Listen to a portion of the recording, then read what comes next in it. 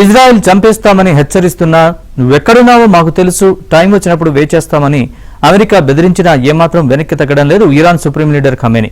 పైగా తమపై దాడి చేసిన అమెరికా సంగతి తేలుస్తామంటూ హెచ్చరించారు. అసలు ఖమేనీకి పాశ్చాత్య దేశాలంటేనే గిట్టవా? ఇజ్రాయెల్ ఇరాన్ యుద్ధ ప్రభావం భారత్పై ఏ మేరకు ఉంటుంది?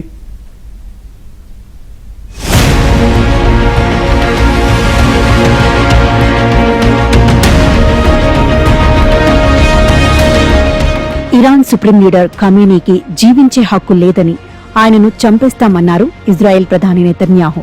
ఖమేనీ బేషరతుగా లొంగిపోవాలన్నారు ట్రంప్. అయినా ఖమేనీ మాత్రం అమెరికా, ఇరాన్ భారీ మూల్యం చెల్లించుకోవాలని రివర్స్ లో హెచ్చరించారు ఖమేనీ. 1989 నుంచి ఇరాన్ను తన నోటి మాటతో శాసిస్తున్నారు ఖమేనీ. దాదాపు అరబ్ దేశాలన్నీ అమెరికా, యూరప్కో జీ హుజూర్ అన్న ఆది నుంచి ధిక్కార స్వరాన్ని వినిపిస్తూనే ఉన్నారు ఖమేనీ. ఈయనను తప్పించి తమకు అనుకూలమైన ప్రభుత్వాన్ని ఇరాన్లో ఏర్పాటు చేస్తామనుకున్న అమెరికా ప్లాన్స్ వర్కౌట్ కాలేదు. ఖమేనీపై అమెరికా మతతత్వవాది, నియంత అనే ముద్ర వేసినా పట్టించుకోవడం లేదు.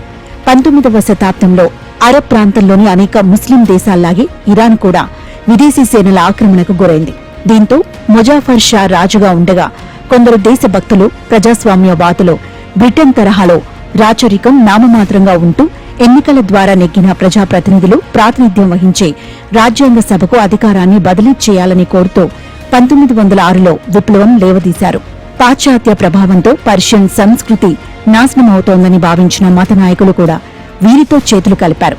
దాంతో విధి లేక రాజు 1906 డిసెంబర్లో మజ్లిస్ ఏర్పాటు చేసి తన అధికారాల్లో చాలా వాటిని దానికి బదిలీ చేశాడు.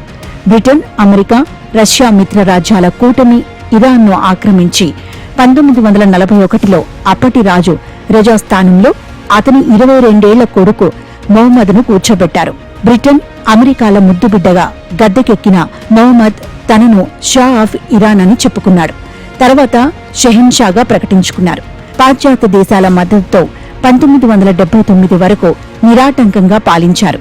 ఖోమెనీ నాయకత్వంలో యువత షాకు వ్యతిరేకంగా తిరగబడింది.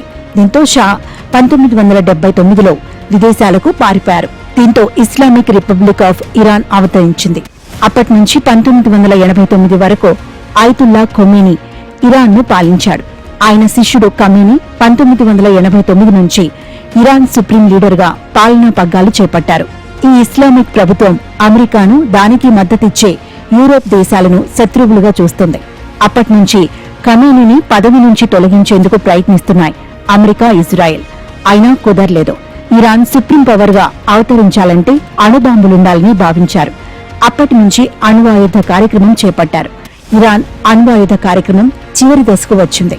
ఖమేనీ పూర్వీకులు అజర్బైజాన్ ప్రాంతానికి చెందినవారు.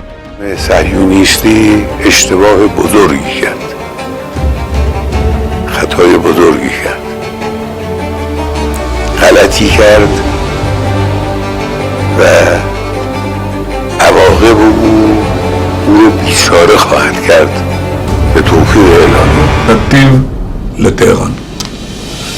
בזמן הקרוב ביותר אתם תראו את מטוסי ישראל, את חיל האוויר של ישראל, הטייסים שלנו, מעל שמי טהרן. אנחנו נפגע בכל אתר. ప్రస్తుతం ఖమేనీ బంకర్లో తలదాచుకున్నారు. అమెరికా దాడులు చేస్తుండటంతో ఖమేనీకి భద్రతను మరింత కట్టుదిట్టం చేసింది ఇరాన్ ప్రభుత్వం. ఎటువంటి సిగ్నళ్లకు అందకుండా ఉండడానికి ఆయన ఉన్న ప్రదేశంలో ఎలక్ట్రానిక్ కమ్యూనికేషన్లను పూర్తిగా నిలిపివేశారు. భారీ భద్రత మధ్య అత్యంత సురక్షితమైన బంకర్లో ఖమేనీ ఆశ్రయం పొందుతున్నారు. యుద్ధంలో ఖమేనీకి ఏదైనా ప్రమాదం జరిగితే ఆయన ప్రతిపాదించిన వారిలో ఒకరిని ఎన్నుకోవడానికి చర్యలు తీసుకునే అవకాశం ఉంది. సుప్రీం లీడర్ ఇప్పటికే 3 పేర్లతో ఒక జాబితాను ప్రతిపాదించారు. ఇరాన్, భారత్ మధ్య మంచి దౌత్య సంబంధాలే ఉన్నాయి. 1950 నుంచి సంబంధాలు ప్రారంభమయ్యాయి. 1978 నుంచి 1993 ఆగస్టు వరకు పెద్దగా సంబంధాలు లేవు. ఇరాన్లో 1993 సెప్టెంబర్లో అప్పటి భారత ప్రధాని పివి నరసింహారావు పర్యటించారు. ఇప్పుడు ఇరాన్కు ఆశించినంతగా ముస్లిం దేశాలు మద్దతివ్వడం లేదు. చైనా, రష్యా వంటి దేశాలు ఇజ్రాయెల్ దాడిని ఖండిస్తున్నాయి, కానీ సాయం చేయడం లేదు. ఒకవేళ యుద్ధంలో ఇరాన్ ఓడినా పశ్చిమాసియాలో అమెరికా ఆధిపత్యం చెలాయించలేదు. దాదాపు 90 లక్షల మంది భారతీయులు గల్ఫ్ దేశాల్లో నివసిస్తున్నారు. వేల కోట్లు సంపాదించి స్వదేశానికి పంపిస్తున్నారు. యుద్ధంలో ఇరాన్ ఓడిపోతే వీరిపై ప్రభావం పడనుంది. మన దేశం ఇప్పుడు ఇరాన్ కన్నా ఇజ్రాయెల్ వైపే మొగ్గు చూపుతుంది. సైనిక రక్షణ విషయాలలో భారత్కు ఇజ్రాయెల్ మద్దతిస్తోంది. ఇస్లాం ఉమ్మాకి ఖలీఫేట్ తయారు చేయాలని ఆలోచిస్తున్నారు. లాస్ట్ 12 రోజుల్లో top leaders, top military leaders, top scientist, nuclear scientist వీళ్ళందరూ పోయిన తర్వాత కూడా ఆయన ఏమీ వెనుకం వేయట్లేదు. ఆయనకున్న మనోబలం చాలా గొప్పది. రెవల్యూషన్ యాంటీ వెస్టర్న్ ఫీలింగ్స్ తోటి వచ్చింది.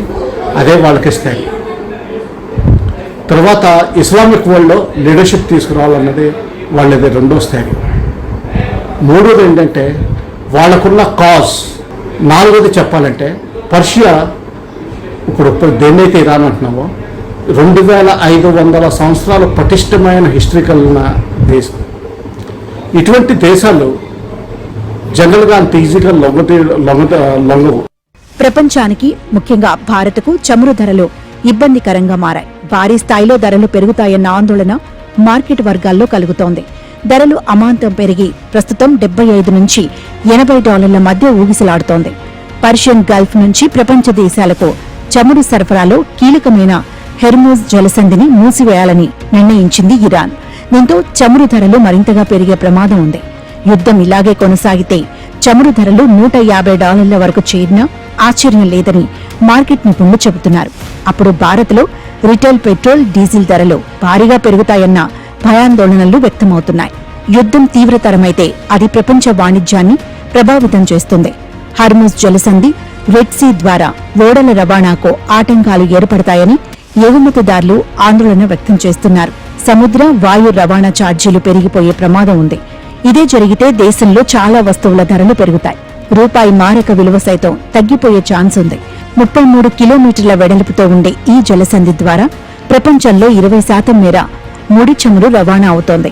అంతేకాదు మన చమురు దిగుమతుల్లో 2/3 ఎల్ఎన్జీ దిగుమతుల్లో సగం మేర హర్మూజ్ జలసంధి ద్వారానే వస్తున్నాయి. వీటికి ఆటంకాలు ఏర్పడితే చమురు ధరలు, రవాణా, బీమా ఛార్జీల పెరుగుదలకు దారితీస్తుంది.